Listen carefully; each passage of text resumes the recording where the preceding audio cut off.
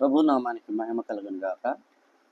ప్రియులారా, ఈరోజు నేను ఇంకో అంశంతో వస్తున్నాను. ఏంటిదంటే, ఇది యాజ్ యూజువల్గా శివశక్తి స్టూడియోలో ఒక ఇంటర్వ్యూ జరిగింది. అది ఈ మధ్య జరిగింది, 2 రోజుల క్రితమో 3 రోజుల క్రితమో. ఆ శివశక్తి స్టూడియోలో Suguna Karunakar versus reverend Ravindranath. So వీళ్ళ మధ్య ఒక ఇంటర్వ్యూ జరిగింది. ఆ ఇంటర్వ్యూ యొక్క మెయిన్ ఉద్దేశం అంటే, అక్కడ ఏదో క్వశ్చన్స్ అడుగుతున్నాడు. ఆ క్వశ్చన్స్లో అడుగుతూ ఈ సుగుణ కరుణాకర్ అనే అతను క్వశ్చన్ ఏమైనా చేశాడంటే, మేము విగ్రహారాధన చేస్తే మీకేంటి నష్టము, మేము దేవుణ్ణి విగ్రహాల్లో ఆగమ శాస్త్రం ప్రకారం వాటికి జీవం పోసి శాస్త్రోక్తంగా పూజిస్తే మీకు వచ్చే నష్టం ఏంటిది అని అక్కడ ప్రశ్న వేశాడు. ఎవరికి వేశాడంటే రవీంద్రనాథ్ గారు, పాస్టర్ రవీంద్రనాథ్ గారికి వేశారు.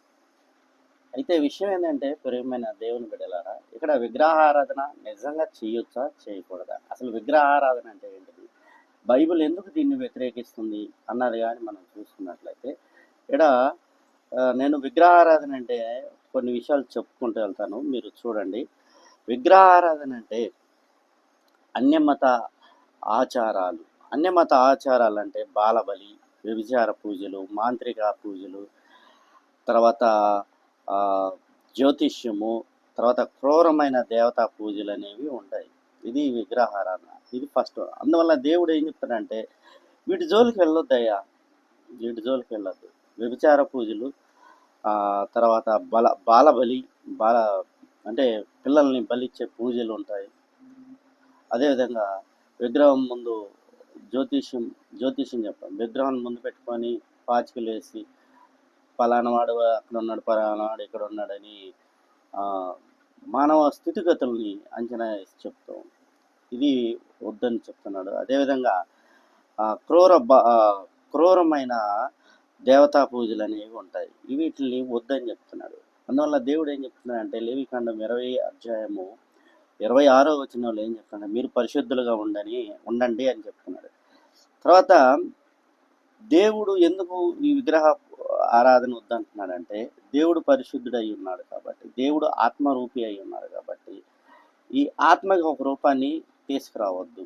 తీసుకొస్తే అది సృష్టికర్తని సృష్టికితో పోల్చినట్టు ఉంటుంది. కాబట్టి ఆయనకు ఒక రూపం ఉండదు, ఏ రూపాన్ని కూడా మనం ఇవ్వకూడదు. ఇస్తే ఆ సృష్టిని అవమానించినట్టుగా ఉంటుంది, అంటే సృష్టికర్తని అవమానించినట్టుగా ఉంటుంది అని మనం అర్థం చేసుకోవాలి. తర్వాత ఐదో విషయంగా ఏంటంటే, విగ్రహారాధన అనేది ఏంటంటే ఒక హృదయ సమస్య. అంటే విగ్రహారాధన అంటే రాళ్ళు, రప్పలు, చెక్కలతో చేసిన బొమ్మలే అనుకుంటున్నాం. కానీ విషయం ఏంటంటే, దేవుడి కన్నా ఏది ఎక్కువ ప్రాధాన్యత సంతరించుకునిద్దో, ప్రాధాన్యత అడిగిద్దు, ఈయనకన్నా నాకు ఎక్కువ ప్రాధాన్యత ఇవ్వండి అని అడిగిద్దో, అది మొత్తము ఏమంటారంటే దాన్ని మనం విగ్రహారాధన అంటాము. అందుకే కొలసీలకు రాసిన పత్రిక 3వ అధ్యాయము 5వ వచనంలో ఏం చెప్తాడంటే, లోభము విగ్రహారాధన అంటాడు. లోభము విగ్రహారాధన అని చెప్తున్నాడు. కాబట్టి ఈ పాయింట్లన్నింటిని బేస్ చేసుకొని బైబిల్ ఏం చెప్తుందంటే, విగ్రహారాధన చేయొద్దు. అంటే బైబిల్ యొక్క మెయిన్ ఉద్దేశం ఏంటంటే, నిజదేవుణ్ణి విడవవద్దు, సృష్టికర్తని మరువవద్దు,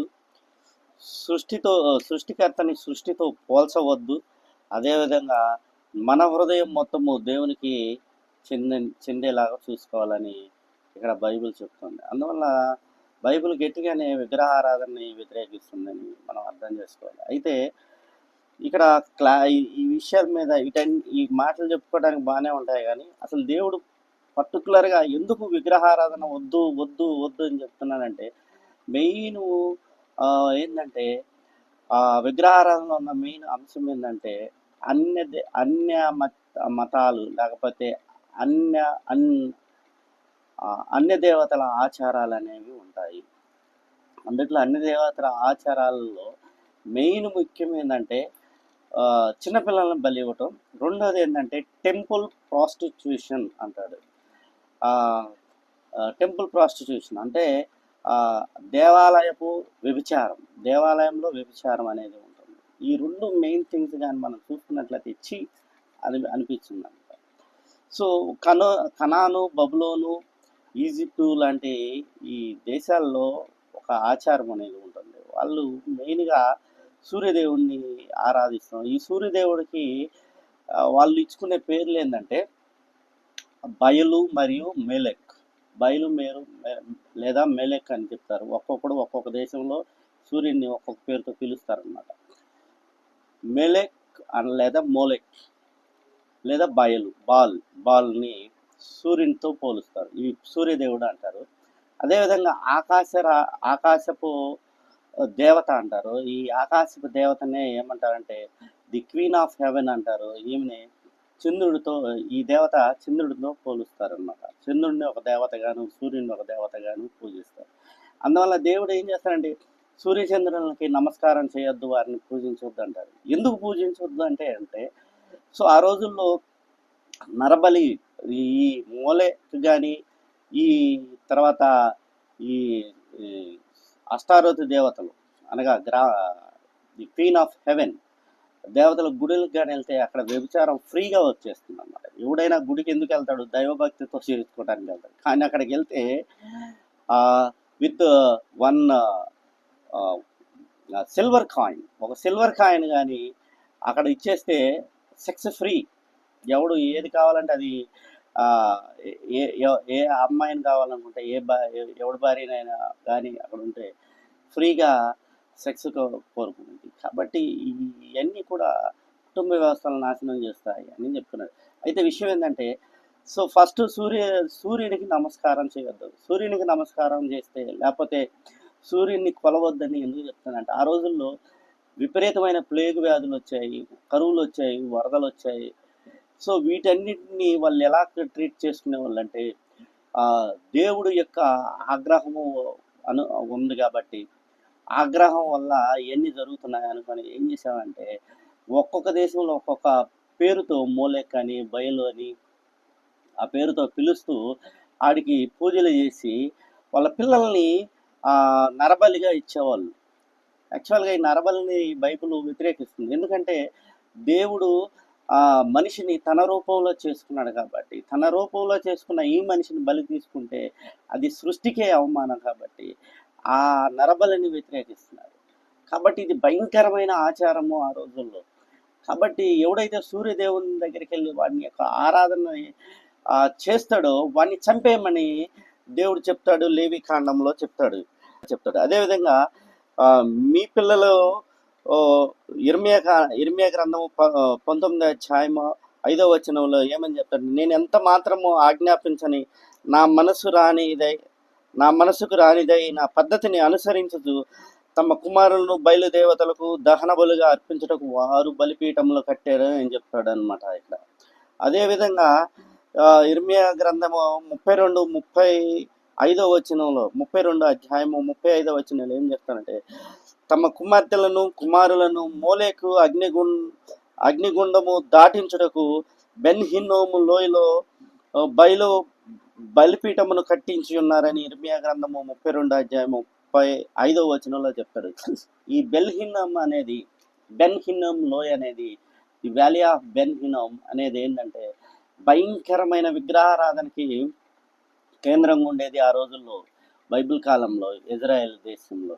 కాబట్టి అక్కడ ఏం చేశారంటే బయలుకి ఎటువంటి బలిపీఠాలు కట్టారో అటువంటి బలిపీఠాలు కట్టి అగ్నిగుండంలో గుండా వారి పిల్లల్ని దాటించడానికి ఇక్కడ బలిపీఠాలు కట్టారని ఇక్కడ చెప్తున్నాడు. అందువల్ల అదేవిధంగా కీర్తన గ్రంథము 106వ అధ్యాయము 37 నుంచి 38వ వచనంగా చూస్తే కనాను దేశపు విగ్రహములకు తమ పిల్లలను బలిగా అర్పించారని ఇక్కడ చెప్తాడనమాట. సో అందువల్ల ఏంటంటే ఆ రోజుల్లో ప్రజలు ఏమనుకునే వాళ్ళు అంటే ఈ సూర్యుడి కోపం వచ్చింది, సూర్యదేవుడి కోపం రావడం వల్ల మనకి కష్టాలు అని, ఈ వరదలు, కరువులు, ఈ ప్లేగ్ వ్యాధులు ఇవన్నీ వచ్చినాయి అని ఆ రోజుల్లో ఏం చేశారంటే వాడిని ప్రసన్నం చేయడానికి ఏం చేసేవాళ్ళంటే ఇక్కడ పిల్లల్ని బలి అర్పించి ఒక దుస్సాంప్రదాయాన్ని వాళ్ళు పాటించేవాళ్ళు. అది భయంకరంగా ఉండేదన్నమాట. ఎంత భయంకరంగా ఉండేదంటే అంత భయంకరం. ఒక ఎగ్జాంపుల్ చెప్తాను చూడండి. యాక్చువల్గా నేను ఇది చెప్పకూడదు, కాకపోతే ఇప్పుడు నేను దేవుళ్ళలోకి రాకముందు చూసిన సినిమా కాబట్టి అది చెప్తున్నాను. ఎగ్జాంపుల్ ఏంటంటే, మెల్ గిబ్సన్ అనే ఒక ఆయన ఉన్నాడు, డైరెక్టర్, హాలీవుడ్ డైరెక్టర్. ఆ హాలీవుడ్ డైరెక్టర్ తీసిన సినిమా అపకాలిప్ట్ అనే ఒక సినిమా ఉంటుంది. ఆ అపకాలిప్ట్లో ఆ విగ్రహారాధన ఎలా ఉంటుంది, సూర్యదేవుని ఆరాధన ఎలా ఉంటుంది అన్నది క్లియర్ కట్గా చూపిస్తాడు. అక్కడ మనుషుల్ని ఎలా బలిస్తారన్నది చూపిస్తాడు అన్నమాట. అయితే ఈ ఈ ఈ ఆచారాలన్నీ కూడా ఒకప్పుడు ఎలాగుండేదంటే, ఈ అమెరికా అన్నమాట, అమెరికా దేశం ఒకటి ఉండేది. ఆ అమెరికా దేశములో ఒక సాంప్రదాయం ఉండేది. వాళ్ళు ఏమనుకుంటారంటే, ఆ సాంప్రదాయంలో ఎజెక్ట్ ఆచారం ప్రకారం సూర్యుడు రోజు ఉదయించాలంటే వాళ్ళు ఏం చేస్తారంటే ఒక బలి నేర్పించాలి. అంటే రక్తపాతం అనేది జరగాలి. అంటే సృష్టి మొత్తం క్రమంగా జరగాలంటే అక్కడ ఏం జరగాలంటే రక్తపాతం జరగాలి, నరబలి అనేది ఇవ్వాలి అని చెప్తూ ఉంటారు. ఇది సిమిలర్ టు ది ఇందాక చెప్పిన సినిమా లాంటిదండి. మీరు ఒకవేళ కానీ డౌట్ ఏమైనా వస్తే అపకాలిప్ట్ సినిమా అనేది ఒకటి ఉంటుంది. అపకాలిప్ట్ సినిమాలో అసలు సూర్యదేవుని ఆరాధన ఎలా ఉంటుందని క్లియర్ కట్గా చూపిస్తారనమాట. విషయం అది. అమాయకులను తీసుకొచ్చి అక్కడ వారి గుండెలు కోసి తలకాయలు నరికి ఇసిరిసిరేస్తూ ఉంటారు. పిల్లలు ఆ బొట్లు పెట్టుకుంటారు. ఇది చాలా భయంకరంగా ఉండిద్దండి, మనం చూడలేము. అయితే ఈ విషయం ఏంటంటే, ఇది ఫస్ట్ది. సూర్యదేవునికి ఎందుకు మొక్కకూడదు, సూర్యుడికి ఎందుకు మొక్కకూడదు అని అంటే, సూర్యుడికి మొక్కితే ఖచ్చితంగా అక్కడ ఏం జరగాలంటే ఏదో కరువు కాటకాలు ఏదో పోయే కాలం దగ్గర పడింది కాబట్టి ఆ పోయే కాలాన్ని నుంచి తప్పించుకోవడానికి, సూర్యుని ప్రసన్నం చేసుకోవడానికి ఇక్కడ నరబలి అనేది పిల్లల రూపంలో జరుగుతుంది. అందువల్ల యెహోవా దేవుడు ఏం చెప్తున్నా అంటే, మీరు సూర్యుని పూజించవద్దు, ఎవడైనా సరే సూర్యుని పూజిస్తే వాడిని చంపేయండి, రాళ్లతో కొట్టి చంపేయండి అని తీసుకొచ్చి లేవీకాండంలో చెప్తాడు.